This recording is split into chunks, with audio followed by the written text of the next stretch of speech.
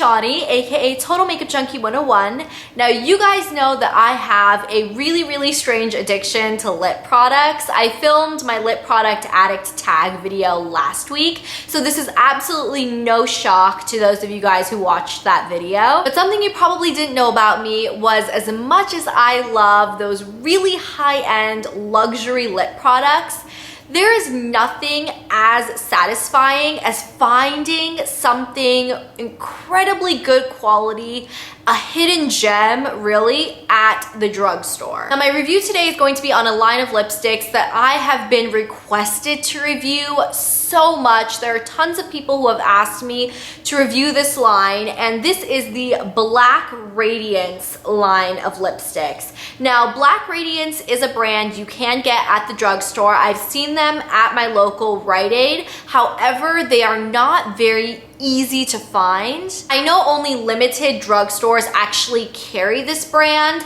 and a lot of times, even if you do see the brand, you may not see the full display or all of the products. So I did end up ordering these lipsticks off of drugstore.com. That is a website that I would highly recommend for you guys if you're looking for drugstore makeup and you can't find it in your local drugstore. Drugstore.com has tons of drugstore brands. After being requested to review this line of lipsticks, I decided to check it out. I couldn't find the lipsticks at my local drugstore, so I did just end up buying them off of drugstore.com. Online, they only had 15 shades available, but when I went to the Black Radiance website, I did see that they have so many more colors. I think they had over 30 colors to choose from. Unfortunately, I can only find 15 on drugstore.com, so I did purchase all of them. These lipsticks are only $1.99 a piece, and I believe at the time that I purchased them, they were also buy one, get one half off. So I ended up getting them for only $1.50 a piece. And honestly, I really don't think you can beat that price at all. And for those of you guys who aren't aware, Black Radiance is owned by the same brand that makes Wet n Wild. So Wet n Wild and Black Radiance are kind of sister companies. So I went into these lipsticks, once I purchased them, I kind of had a feeling they would be really good, and I was not disappointed at all. If you guys are familiar with Wet n Wild and the quality of their products, they are phenomenal quality for such an incredible price at the drugstore, and these lipsticks absolutely hit it out of the park as far as quality for price. Black Radiance as a line is actually geared towards women of color. So if you guys have a darker, tanner, richer skin tone, this line is geared towards you. All of the shades were designed to suit or flatter your skin tone. So that's really what attracted me to this, because a lot of traditional makeup brands don't always have shades that will flatter my skin tone. Now, that doesn't mean that people with lighter skin tones or not tan skin tones couldn't pull off these lipsticks, because a lot of them are just really beautiful, bold colors that I know lots of people with light skin could definitely rock as well. As far as the packaging of these lipsticks, they come in a tube like this. It does have a clear plastic top, which you can just pop off. This part here is matte gold, and it just say Black Radiance around here. The bottom of the lipstick does have a colored sticker as well as the number of the shade. Unfortunately, it doesn't actually have the name of the shade written on the tube. All of these shades do have an actual name, but they're not written on the tube. They're only written on the plastic sticker that seals the tube. The actual lipstick bullet just twists up like a traditional lipstick, and you can see the BR for Black Radiance etched on the back. Honestly, the packaging isn't anything amazing or incredible. It's really just a cheap looking, inexpensive dollar store type quality packaging. So the packaging is not what would sell me to this lipstick at all. However, the actual quality of the lipstick shines through. I am actually disappointed by the quality of the packaging, because you know, if someone just saw this sitting in my makeup collection, they would think nothing highly of this lipstick. I would think nothing highly of this lipstick just seeing it. But the quality is spectacular. popular. I actually genuinely think if the formula of this lipstick was put in a Nars or a MAC or a Dior lipstick container, those higher end brands could totally sell this lipstick formula for way more. The formulation of these lipsticks does remind me of my $32 YSL Rouge Volupte lipsticks. They are that pigmented, creamy, amazing formula. So without further ado, let's just get right into all of the lip swatches. I swatched all 15 of the shades I have on my lips, as well as up close swatches on my hand. This first shade on my lips is number 5001B, and this is essentially a copper orange color with an incredibly metallic finish. It is very metallic. If you guys are looking for something super sparkly and different, something that looks almost like liquid copper, this is your one. This next shade is number 5004, and this is a very bright pink color. It is a hot pink. This is one of those pinks that has kind of a bluish sheen to it, but the blue isn't so apparent. It's just apparent enough to make the pink really pop, and it makes your teeth look super white. This next shade on my lips is number 5009A, and this is a cream finish. It's the first cream finish I've showed you guys, and it is a true chocolate brown. Now this would be a great nude or neutral color for those of you guys with extremely dark skin, but on me this really just looks like chocolate syrup. Okay, this next shade is 5014, and this is another cream finish shade, and it is a true bright red color. It just looks like a beautiful cherry red, super crazy pigmented. This next shade is number 5016, and this is more of a berry tone than the last one I showed you. This one has a lot more purple in it. It's a little bit deeper. It is also a cream finish, extremely beautiful. This one reminds me a lot of a Kat Von D shade that I love called BAUHAU5. This next shade is number 5023B, and this is another chocolatey type color. It definitely looks too dark for me, but this would be beautiful on, once again, people with richer or darker skin tone. This one differs from the other brown I showed you earlier because this one has a little bit of shimmer in it.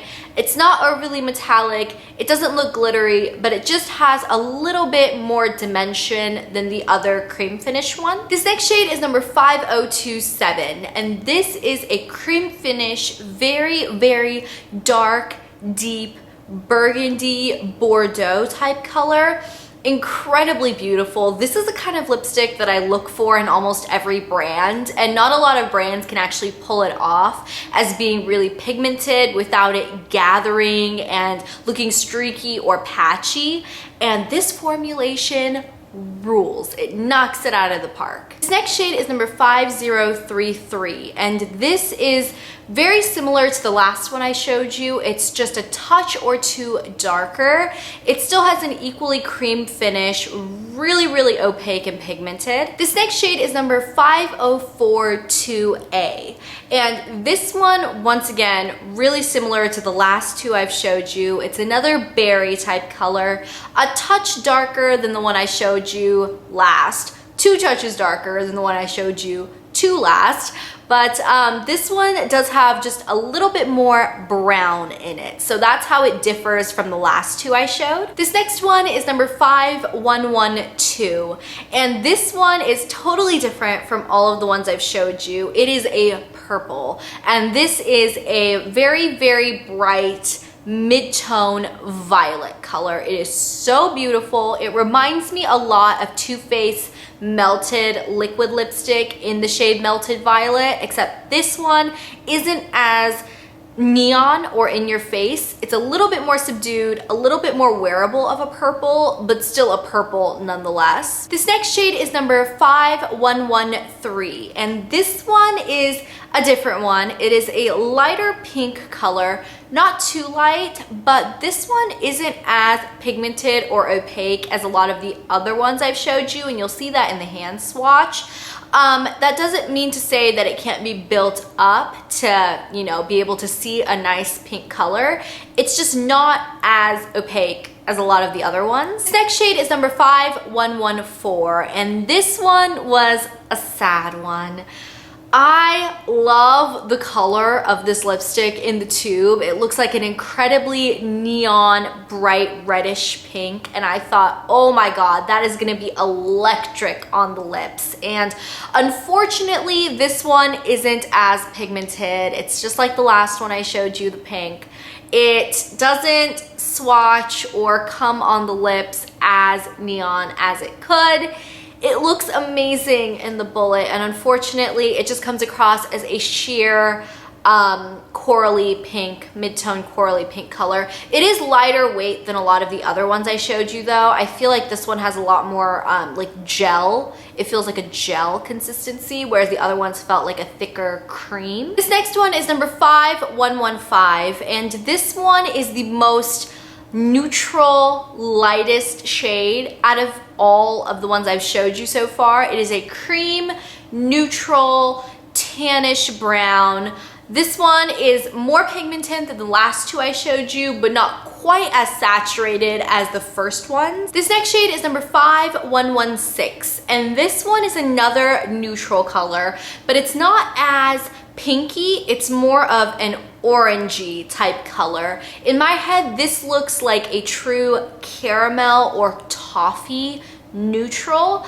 It's really unique. It's definitely a unique neutral. I've never seen a neutral lipstick so orange tone before. Okay, and this last shade is number 5117, and this one is probably the one I was the most excited about in the collection, because this is a true cream finish grape purple type color. It is that perfect medium purple. I don't see this shade in a lot of brands at all. It is just so unique. So I hope you guys enjoyed seeing all the lipsticks swatched on my lips. Now, as far as longevity of these lipsticks, I do find that they last a good 4 to 5 hours on my lips without fading. I don't find that they bleed at all, but they do transfer. So if you guys do, you know, eat throughout the day, take a drink or something, they will kind of move around onto other things that you touch with your lips. They don't completely set. None of them have a truly matte finish either. They are all kind of glossy with a little bit of shine that does wear throughout the day. But a lot of these shades do give you really good staining power. So despite the initial application kind of wearing off within 4 or 5 hours, I do find that I still am left with color on my lips for a good 9 to 10 hours. Now that is a really, really long time. I don't find these lipsticks fade unevenly or anything like that. Like I said at the beginning of the video, they remind me just of my YSL Rouge Volupte lipsticks. They are very creamy, super opaque, glide on like butter. They're so nice.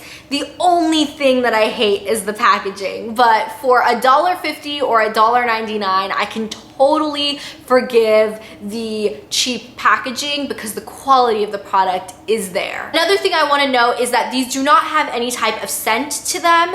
They do have a little bit of like a plasticky scent, but it's not overpowering or unbearable by any means. If you guys are sensitive to scents, I really don't think the scent of this will bother you at all. So that's pretty much all I have to say about these lipsticks. I give them a 2 thumbs up for all of you guys who have recommended them to me, asking me to do a review. You guys are totally right. All of you who've tried them are correct. Anybody who wants to try them, go do it right now. You're really not losing out at all if you don't like the formula, but I really don't see why you wouldn't. If you're looking for a really bright, bold punch of color, creamy finish, really just easy to wear lipstick, this is it. So thank you guys so much for watching this video. I hope you guys enjoyed this review, and I will talk to you guys on Monday. Bye.